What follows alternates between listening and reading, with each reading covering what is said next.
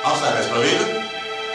Ievelkam uz atpakaļ un visu kopā. Liecamies, liecamies, liecamies.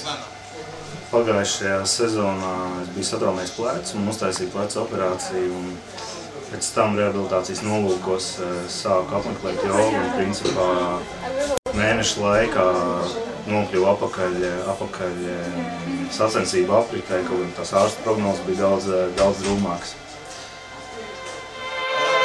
Krītam apakaļ, vēders riekšiem, plecā apakaļ, vēdāk apakaļ, zamāk lēnām atgriežamies. Atgriežamies. Ceļamies pašās palēm atpakaļ, un savērs kā virs, apakaļ, izskatāmies pogurī.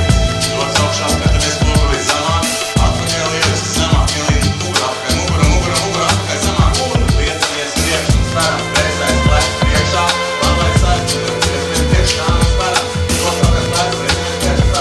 Nemeklējiet mani draugos, nemeklējiet mani Facebookā, meklējiet mani Bikram jogā, tāpēc, ka uz Bikram jogu es eju regulāri. Bikram joga sniedz kolosālākās sajūtas.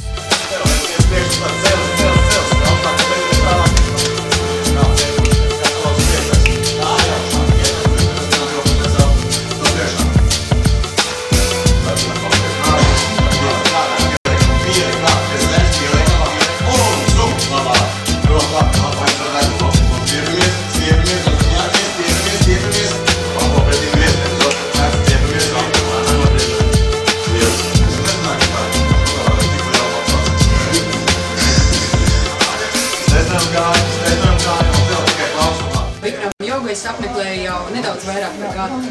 Un var teikt, ka tā man palīdz koncentrēties un pierādīt arī sev, ka cilvēku spējas patiešām ir neizmērojamas. Ikvienam no jums es iesaku atnākt šurp uz Bikram jogas studiju. Un savukārt Bikram jogai es novēlu daudz smaidīgas apmeklētājas. Un ilgu